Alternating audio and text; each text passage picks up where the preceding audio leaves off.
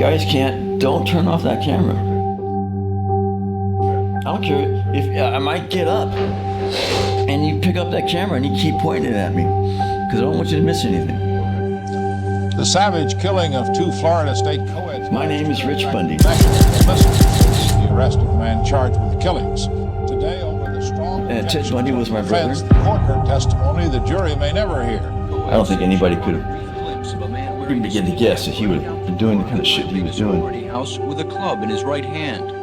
The state maintains that that man was the defendant, Theodore Bundy, who was charged with the brutal slaying of 2 Florida state co-eds and the beating of 3 others a year and a half ago.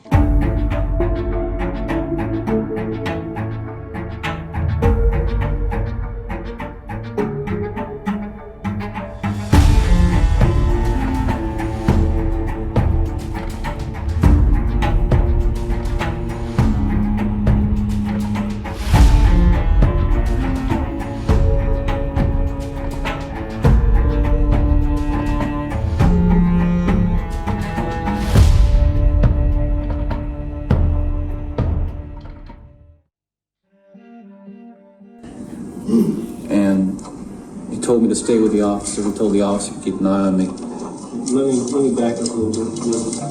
Was Officer Hayward in uniform? Yes, he was. I don't think it's a stretch to say that the world tuned in to Ted Bundy's evil when he first got arrested on February 15, 1978.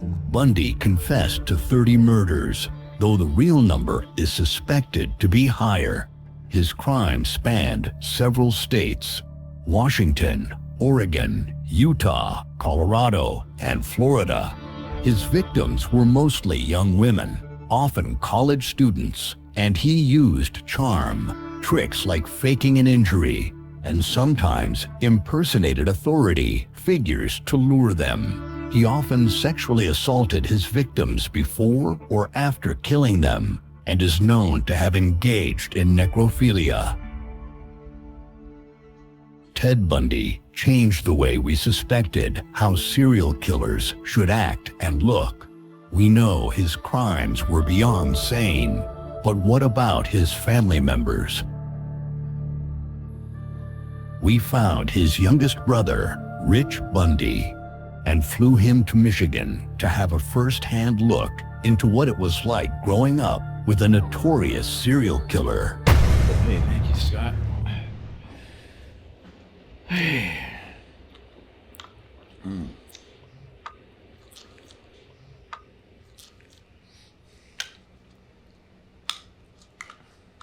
And again, do not hold back on anything you want to ask me. My name is Rich Bundy, Richard Allen Bundy, and Ted Bundy was my brother. He was the scumbag piece of shit serial killer from the 70s. Growing up, really for me, was very kind of boring for other people to hear. In other words, there weren't any great outstanding occurrences in my life that were unusual for most people growing up anywhere. I joined a basketball team, and you join the local basketball team when you're a kid, or baseball team. 12 years old or early teens. Tried the football team when I was 13, I think, and I quickly realized, well, that's not for me. I wasn't really built for playing football. And my good friend Mark Legg, we were on the same team. Hi, Mark! Mark Legg, bless his heart. We were having a scrimmage game, and to practice that, the team plays against itself, and Mark was opposite me in one scrimmage moment, and sat down, you do the whole hike, everything, and Mark looks up at me and goes, "Roar!" He was ready, and he was big. He was a bigger guy than me, and I thought, oh my God, I'm gonna die. But Mark went on easy on me, and I'll never forget that, man. He goes, dude, you look kind of scared for a second there. I'm sorry, I didn't hurt you. No, I'm okay. But yeah, Mark's still a very good friend to this day. He's a very good man. It was fine. Growing up was, I had a good family, good parents, good friends, and I didn't get in too much trouble. Here and there I'd do stupid stuff like every kid does, but just learning about trying to go to school, learn how add two and two and what a pronoun is and everything like that. And so hanging out with my brother Ted periodically on weekends started around when I was, I don't know, 9 years, or even younger than that. So he's 15 years older than me. And so when I was about 5 or 7, he would start taking me, hang out with him on weekends when he's living in Seattle. And he tried to teach me how to ski. I couldn't get it. I couldn't.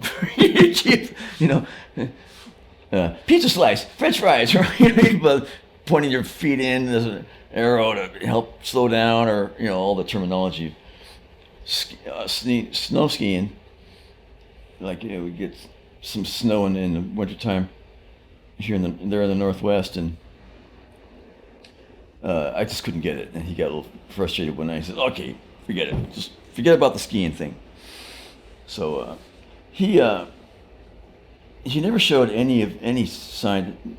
Even the most in tune person who knows about human nature wouldn't have known. I don't think anybody could even begin to guess that he would have been doing the kind of shit he was doing.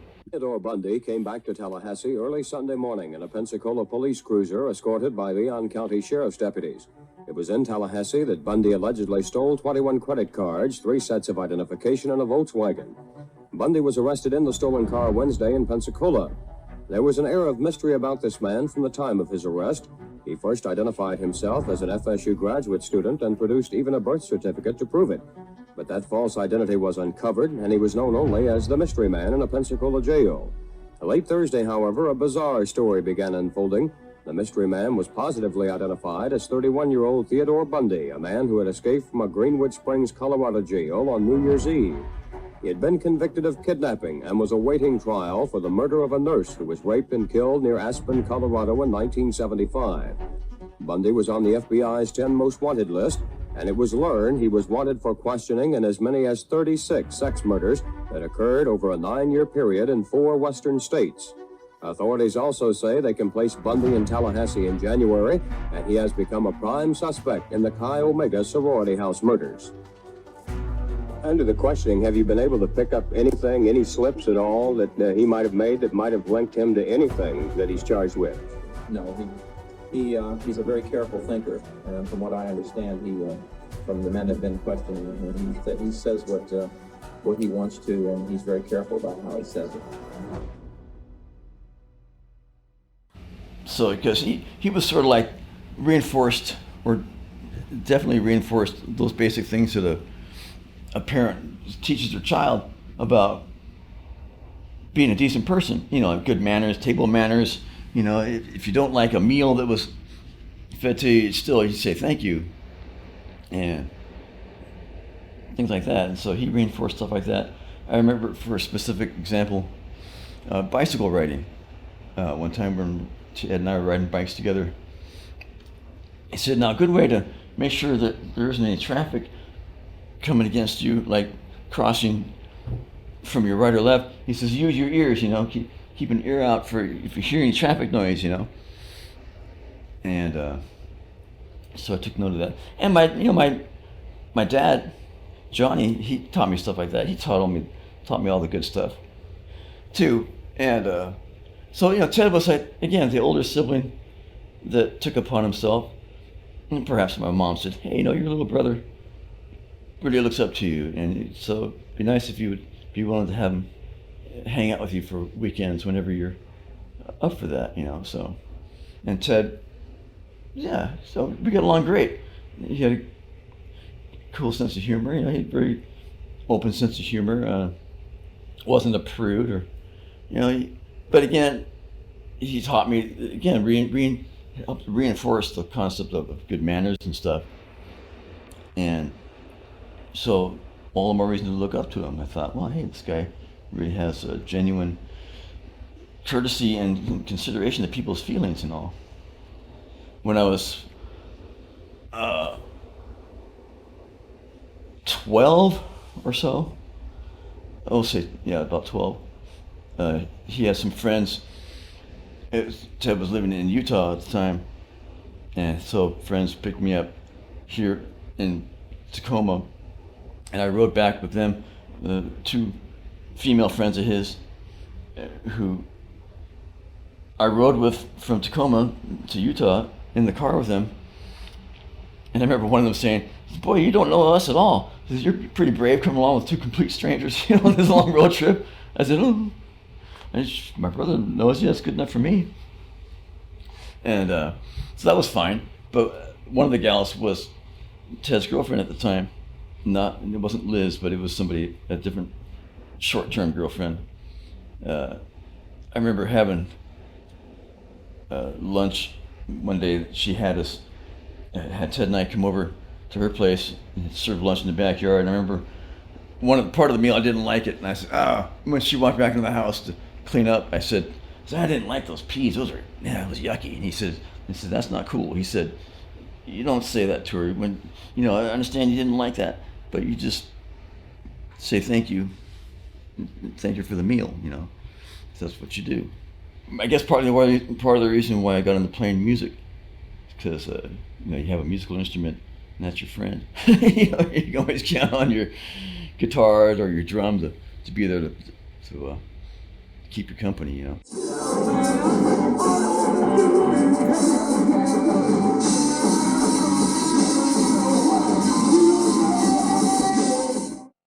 I got into expressing myself in writing at a pretty early age, but I didn't fully indulge in the writing concept for many years. Just I was content with playing music. Yeah, I didn't finish school. I dropped out of school in the 11th grade.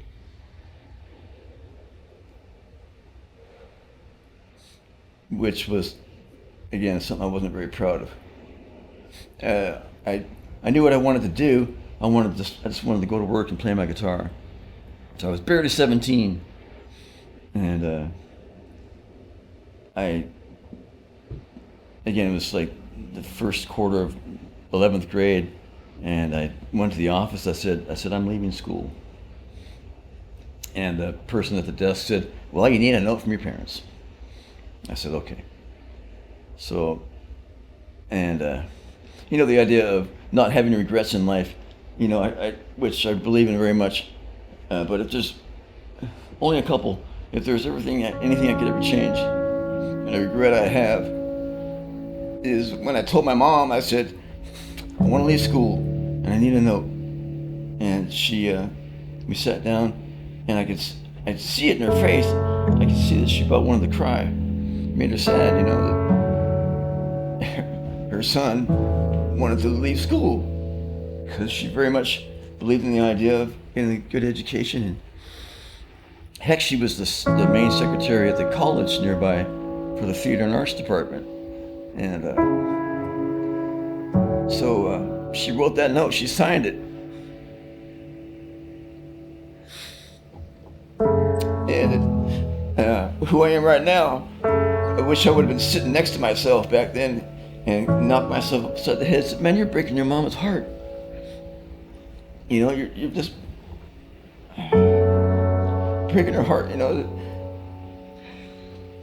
I wish my dad would have just grabbed me by the scruff and said, "You're finishing school. Like it or not, you got a year and a half to go. What the fuck's wrong with you?"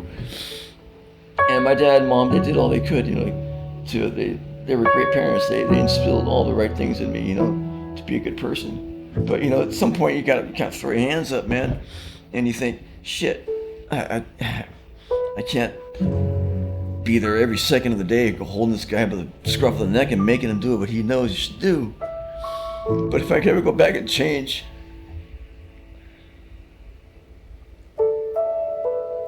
shit, I love you, Mom, and I love you, Dad. You guys were good people. Yeah, you did the right thing, shit. And my dad, too, boy, I tell you what. He was a good dude, man. He was the real deal. He was the kind of guy, if you messed up and you disrespected him and he brought it to your attention, And then once it was understood that you knew you fucked up, at least as his son, he said, okay, then you know that shit's gotta stop. And that was a common expression that he would use when somebody's doing wrong, man. He said, this shit's gotta stop. As we're leaving the hospital, he was sitting there on a bench in the hospital hallway, and he wanted to come home so bad, but it was just he was still not well enough. And I'm walking away. I tapped myself on the shoulder. I said, man, this might be it. This might be the last time you see your dad. You need to turn around. You need to do something. And I knew exactly what that was. I turned around and I walked back to my dad, and he was sitting there on that bench because I needed him to know.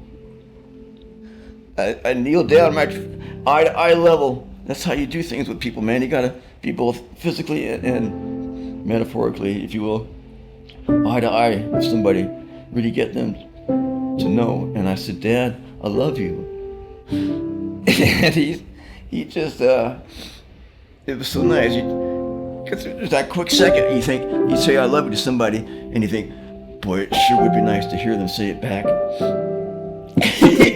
And he just gave this very humble grin. And he says, I love you too.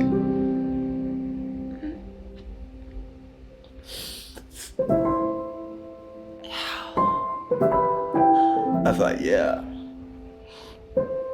I said, yeah. I'm so glad I did that. I'm so glad I did that.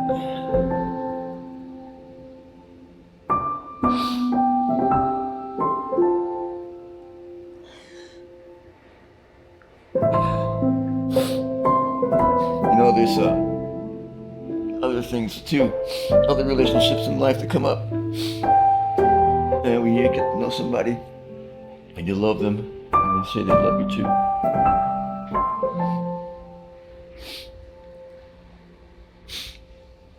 And then after a while, for some reason or another, it doesn't work out anymore. It ends, right? And you want that person to remember that trust they felt in you.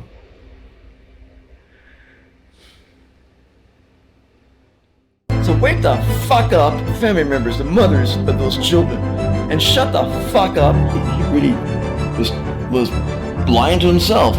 Nothing can bring back any of those people who died. It was confusing to me. I understood.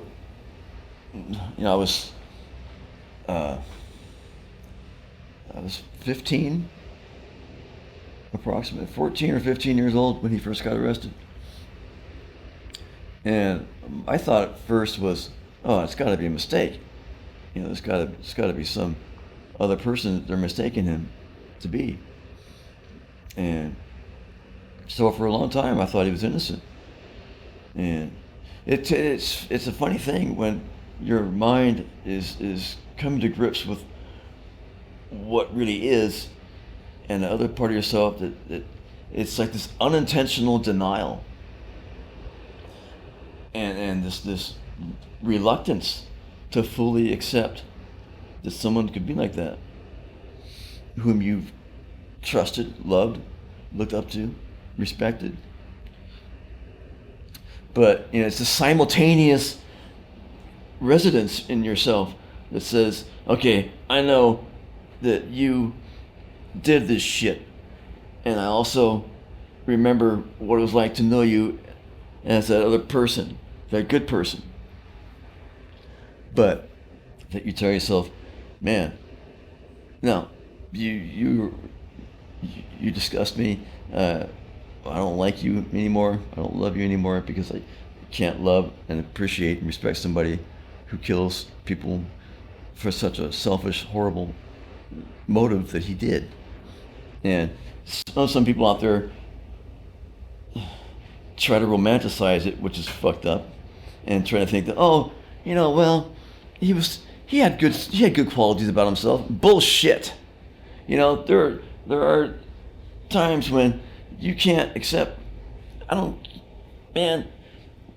his good side, his good manners, his good social quality that he had, I think was just a continued practice of his tool that he used to attract his victims, man. His good manners and his niceness. You're lying to yourself. So wake the fuck up and shut the fuck up with trying to tell me that you know, it's okay that he should be given consideration that he had mental problems. Yeah, he had mental problems, but it doesn't make it okay for a goddamn second. And I'm not necessarily cool with the idea of capital punishment, you know, having to execute somebody for their crimes. But there are exceptions. There are times when somebody, because he was so practice his ability of intelligence for like escaping and getting away, only to do the fucked up shit he did. So again, you know, he was one of those people that I had no qualms about him being executed. He needed to be, because he kept escaping. You know, if somebody is going to can be kept in prison for life for their crimes, the murders they've done, that's one thing. You know, you don't need to execute them. If you can keep them under wrap, keep them under guard, that's fine.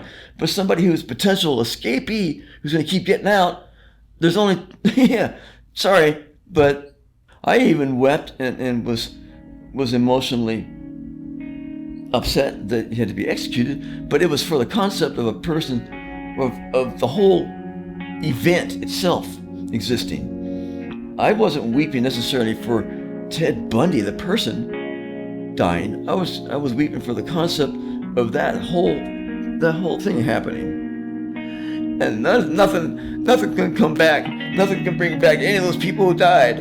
And plus, you gotta think about the surviving family members, the mothers of those children who were murdered by him. Those people go on and live their lives, man, and their lives are fucked up forever. So he not only killed people, not only the victims suffered, but he also made other people suffer who had to live their lives. So again, you ever try to tell me that I should, you know, be lenient or something? To fucking shut the fuck up. Because you need to just stop. That shit needs to stop, man. You can't, no, absolutely not. But man, if I ever meet up with Ted in the afterlife, I'll have a word for him. I'm gonna tell him straight up, man, that you were a scumbag piece of shit.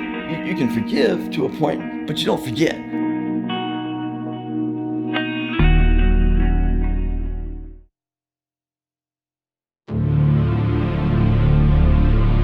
You know, I visited him a few times, but he didn't ever say anything about having any remorse about what he did, because he was still, he was delusional, man. He really was lying to himself. I didn't do this. And even when he admitted, he was just so fickle in his mind, thinking, oh, okay, I'll admit it, I confess. But then he was still delusional and going on, well, you know, I'm forgiven. I don't have to feel bad about it. Should be reduced to some kind of, mumbling idiot. Does that mean ultimately you want to get involved in the criminal justice system? The funny thing happened to me on the way to labor law class one morning. I got... Oh, man. It's like, wow, okay. That's when, again, my expression for my father comes up is that this shit's got to stop. You're such a delusional person that you need to shut the heck up. Just shut up. This shit's got to stop, man. I'm not. And so whenever I talk to him and visit him in prison, I guess maybe he thought, because I was still a young kid, 15 and 16. The last time I saw him, I was almost 18. I guess he just didn't realize that, you know, I was old enough to be able to have a conversation about, like, Ted, you know, what about all the stuff that you're accused of doing? Bundy was brought into court this morning. Hi, Ted. How you doing? Good, how are you? Here. He had lost about 15 pounds. His body was scratched. He injured his knee while mountain climbing. He was exhausted, disoriented. Judge George Lohr advised him of additional charges: escape, second-degree burglary, misdemeanor theft, and a felony theft. If convicted of these charges alone, Bundy could spend 90 years in prison. Bundy gazed around the room as the judge spoke to him. Officers say Bundy was very talkative this morning when apprehended. He told all about his escape. Well, there's an example of extreme mental illness, but it's not the kind of typical illness that you can liken to, like, delusional. It wasn't just clinical delusional type of mindset, but also the concept of he was just so damn selfish in that what he did, he enjoyed, and he allowed that selfishness to override the common decency. Do I think that Ted killed more people than he admitted to? That seems kind of a good logical assumption in it being correct, that probably. And again, it's because just of the way he showed himself to be so deceptive and selfish, and such a, for lack of another term, such a chicken shit about fessing up and really helping out. He did help. He did tell things to the FBI, like his motives of operation, that were helpful, and the police detective work to help find people like that. Any criminal that does harmful things to people, to better their investigative procedures, sure. But that still doesn't make it okay, what he did. And it doesn't, it really, no leniency whatsoever. I hate to say, like I said, about that he had to be executed, but he brought it upon himself. When did I, to myself, think, okay, he for sure is a mass murderer? Yeah, I would say, upon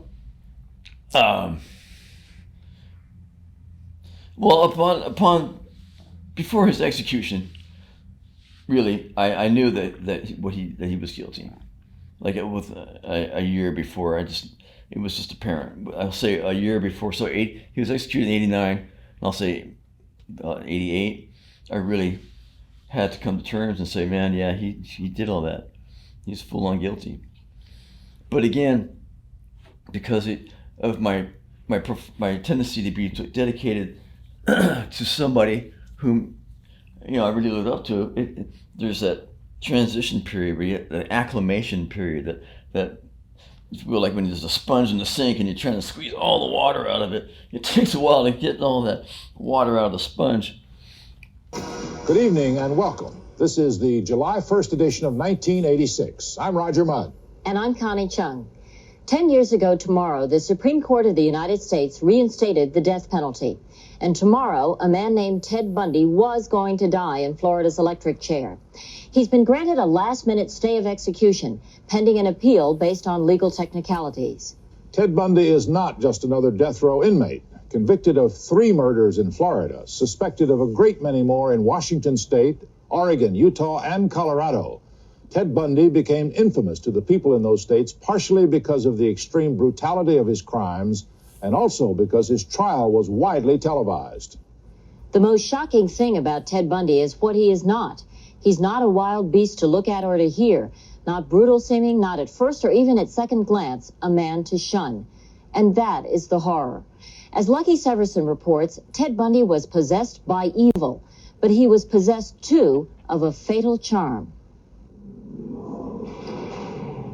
This court has hereby imposed the death penalty upon Theodore Robert Bundy. What's a man like Ted Bundy doing in a place like this? Ted Bundy was a charmer. He charmed the shoes off of him. He was an enjoyable, likable, attractive person. He was thoughtful, charismatic. And overall, he was quite personable. Authorities in 4 states agree that Bundy was personable. They also agree that he was a savage killer.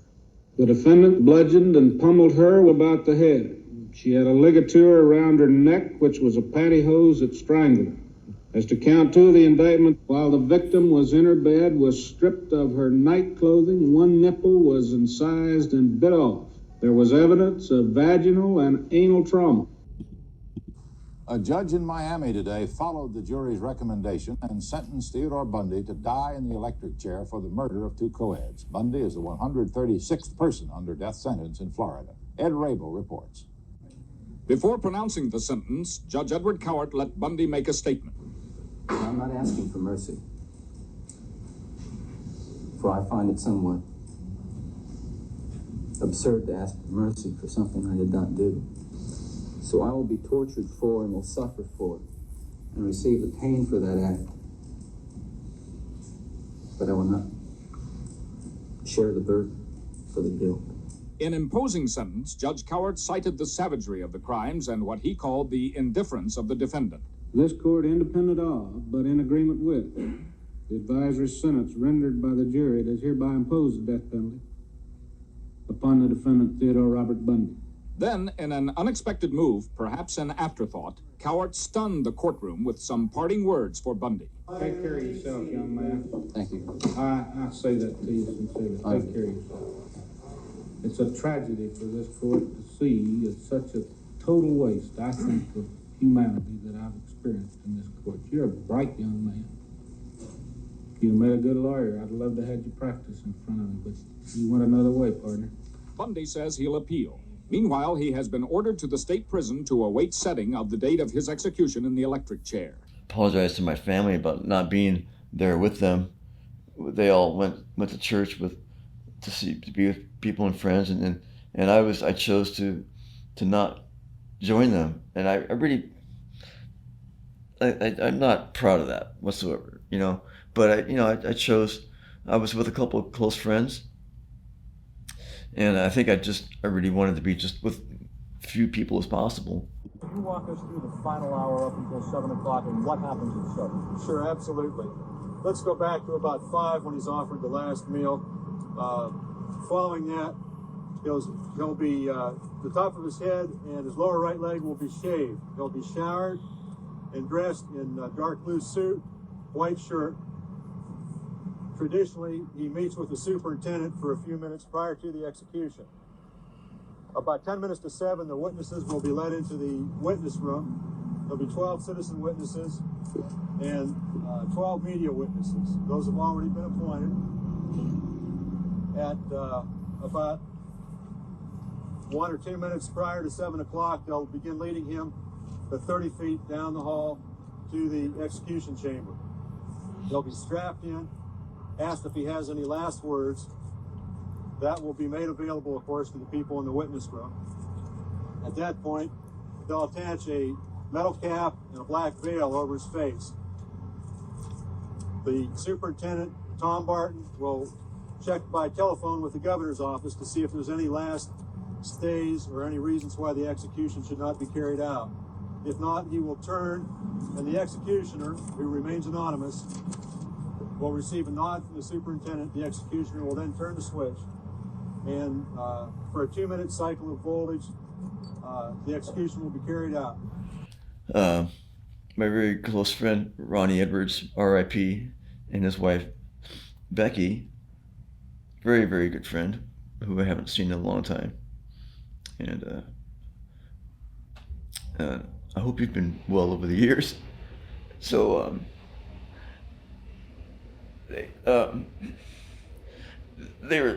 I was with them, and also my good friend Rob during that 24-hour period, spent time with him, who I haven't seen in a long time. I hope you're doing well. And but what was going through my mind, it was just pure lamenting. I didn't have any real specific thought other than it just releasing my emotional anguish and letting. Yeah, I'll never forget it. Ron and Becky, right there with them, and my good friend Ronnie, he was my good little brother. Ted Bundy, even in death, stirred hatred.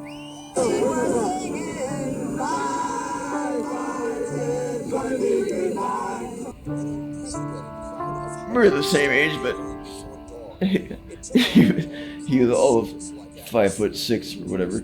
He was like a little giant, man. He was such a good friend.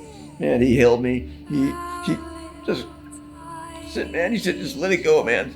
You let that shit go. He says, just let it, just go and cry, let it out, man, because you got us here. He says, they were there for me, you know, as I know as much as my family was too, and I would have liked to be with them, but I just couldn't. I had to just be with just a couple of people.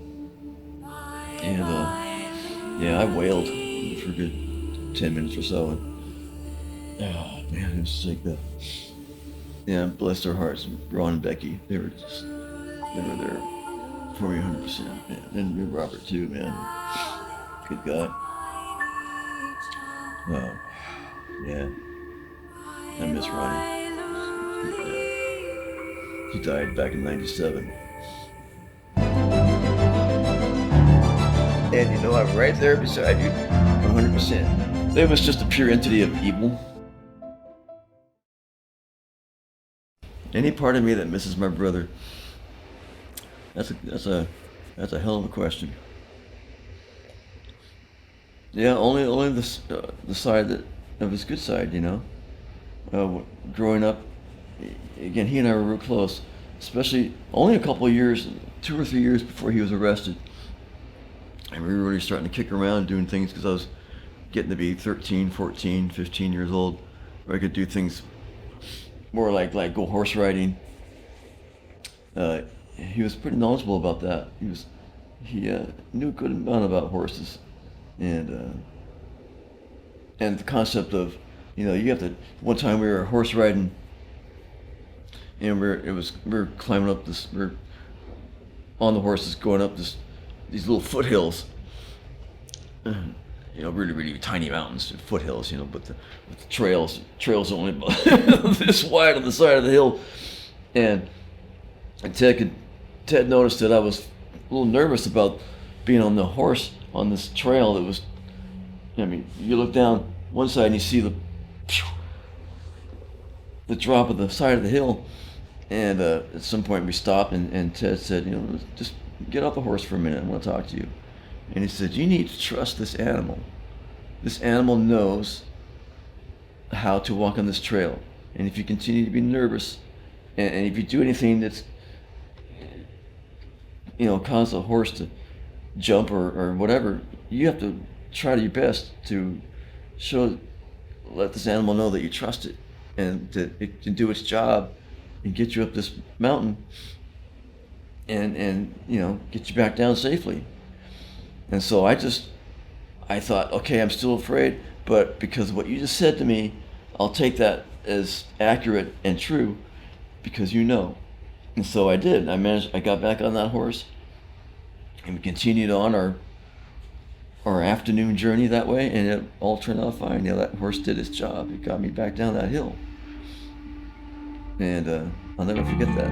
You know, so a metaphor for life, you know, that you have to, some things you have to know who you can trust to get along a trail with you, and then everything will be okay. And I'd like to, from coming to meet new people in my life, here I am 63 years old, and I've gotten to know some people recently who I've come to really appreciate very much, and I hope that they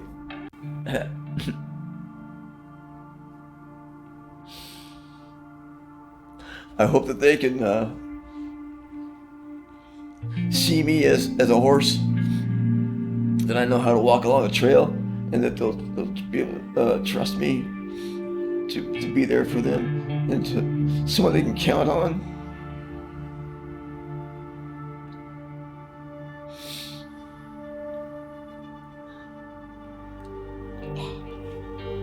Because you know, nobody wants to go through life completely alone. Yeah, I've had some nightmares. About 10 years ago, I was having some really vivid dreams of him coming around, and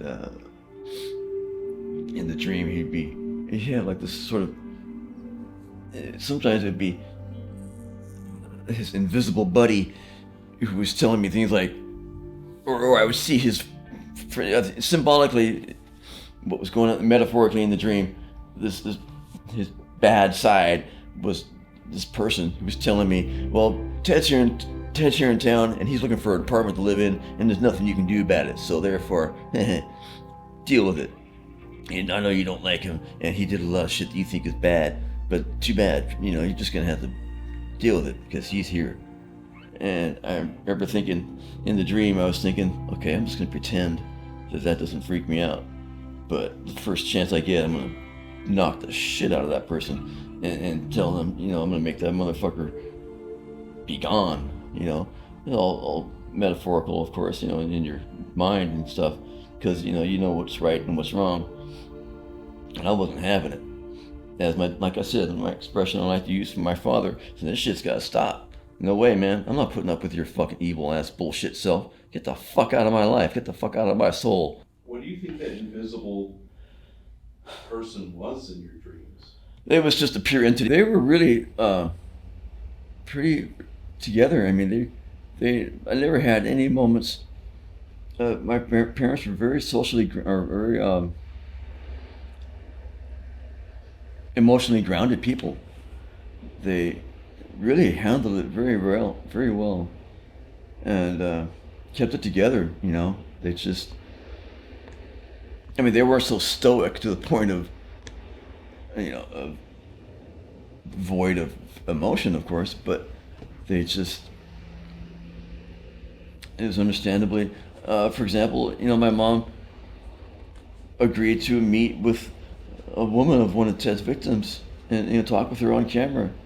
And take it upon herself to apologize for the horrible shit that he did, to her daughter, to that woman's daughter, and I thought that was pretty amazing.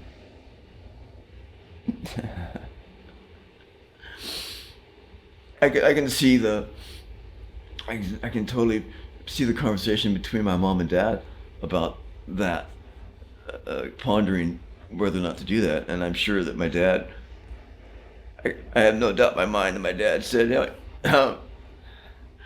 no doubt in my mind that my father said to her, honey, you can do this. It's the right thing to do. And I'm right there beside you, 100%. Killer. There's nothing in his background that can tell us what triggered all of this. In fact, up until Saturday, I didn't believe any of it. And that I think, I have no doubt in my mind, if it wasn't for my father, the way he was, that it would have been difficult for my mom to do that. Mind you, she had a mind of her own, and she, very positive, good person. But when you have someone by your side to help you through things like that, it really, it's not too much to ask for.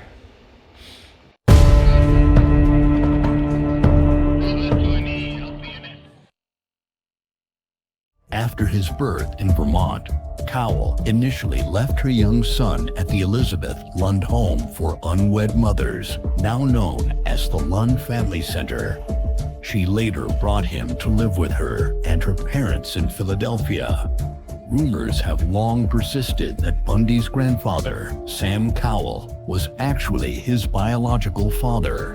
In the home, he grew up hearing his mom referred to as his sister and told to call his grandparents mother and father. Rule wrote that Ted Bundy both adored and respected his grandfather. But according to a report by a professional psychiatrist who examined Bundy a day before his execution, he suffered from manic depressive illness, which gave him violent mood swings. Dr. Dorothy Otnow Lewis wrote that the illness could be traced to his time living in Philadelphia, adding that his grandfather was an extremely violent and frightening individual who kicked dogs, swung cats by their tails, and beat people who angered him. Again, that's shit. That's not fair to my mom. For anybody to try to see that as a psychological implant for his his mode of personality development and becoming the bad person that he turned out to be. You know, man, you know, the idea that if I had if it was me and realizing, oh, well, it turns out that my mom is not my sister after all, why should that be a motive to become so angry? And because if you're told, and I have no doubt, my mother explained to him, well, in our day and age, you know, people look down, kind of frown upon unwed mothers, and people would be talking badly about us and looking down on me and making it difficult for us to have a happy life. So that's why I had to do that. I would in no way, shape, or form be angry at her whatsoever. I would say, Mom, I still love you so much. Sister or mother, so what? You're a person who cares about me, and you know it wasn't not a unhealthy deception. It wasn't a deception against him whatsoever. I'm sure it really pained my mother to have to fucking do that, to have to have herself labeled as sister rather than his mother. You know, I mean, but that's no way. You know that. Some people are born with a wire that's not quite all the way in there to begin with, and you know Ted unfortunately was one of those people that just and by organic design, if you will, he just had that one thing in his mind that was susceptible to becoming a bad thing, and that's no fault. My mother had nothing to do with that. You know, when you have a baby developing inside you, it's not your fault. You know, she didn't take any illicit drugs or anything to cause any harm to him when he was in utero. I mean, come on, man. That's fucked up shit when you're trying to even begin to think about, well, you know, it's your fault for... No, it wasn't. My mother has absolutely no fault whatsoever for the way Ted turned out to be. And again, you try to talk any of that shit, man, you're stupid. You are just delusional and way out of line, because you're not even I was more than just a fly on the wall. I was there. And my mother was good people. And she did nothing but raise him with all the best nurturing that a person could ever possibly hope to have. And that's a fact. That when people look back on everything about this, about your story, about Ted's, about your family, I think the positive thing we can do is that you can see everyone's strength. And I think that that's not really talked about in this story. It's like, as bad as this story is for the victims, for the families, for, you know, anyone who has a traumatic event happen, I think the positive thing is seeing all of your strength. You know, you go back and you talk about your mom and your dad, and they just are, I think that's, you completely get your strength from them. Yeah. You know, and I think that that's what needs to be said about them. Yeah. It's not, they didn't do anything bad, nothing was ever, I mean, again, you're saying you were there, and I think people really have to not really understand, but just accept that. They have to accept that, yeah, this is what it was. There's nothing for you to gain about lying about it or covering for your brother. Hell no. And so I think, you know, for you to carry on with that strength, I think that surpasses everything about what your brother did. Yeah, man. That's serious. You carry it, you know? You carry your mom and dad. And that's all that matters. That's all that matters. That's all that matters. People that come through and they try to talk shit about your family, you know the truth. And that's all that matters, is knowing that there is a white light coming from this.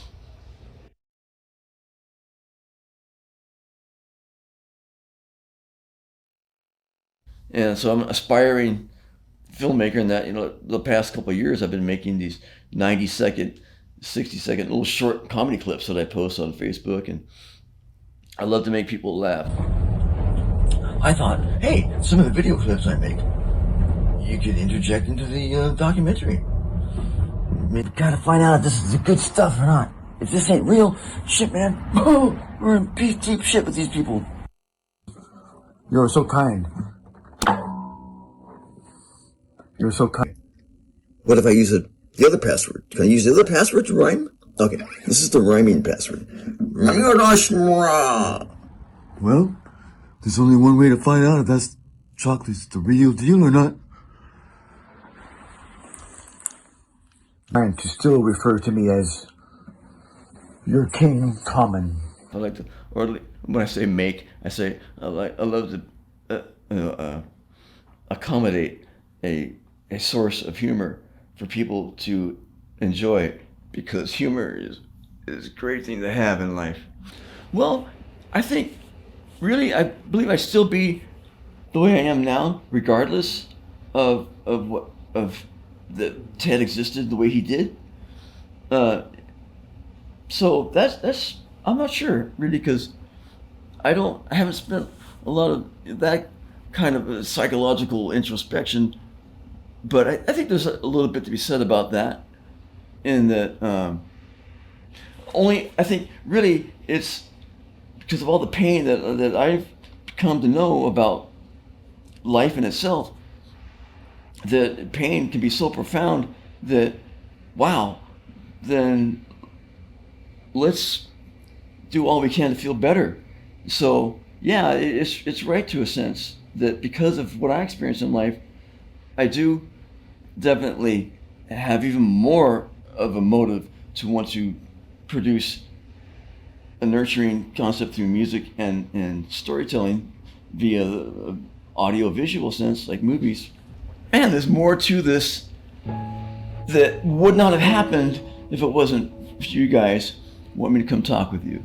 And, and plus on top of that, I can honestly say, I've made, I value friendship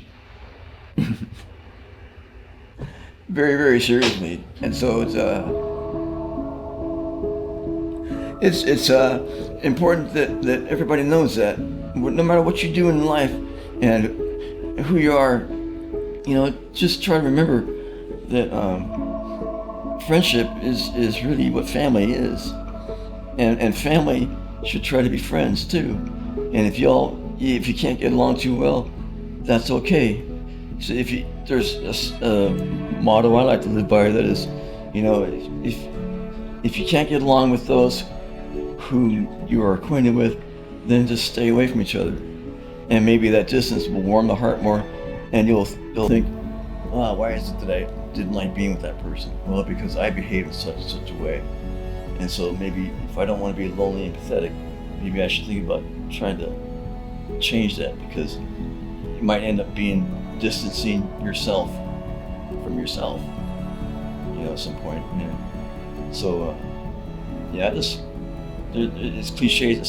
Some cliches are very strong and true. That is, it's nice to be nice.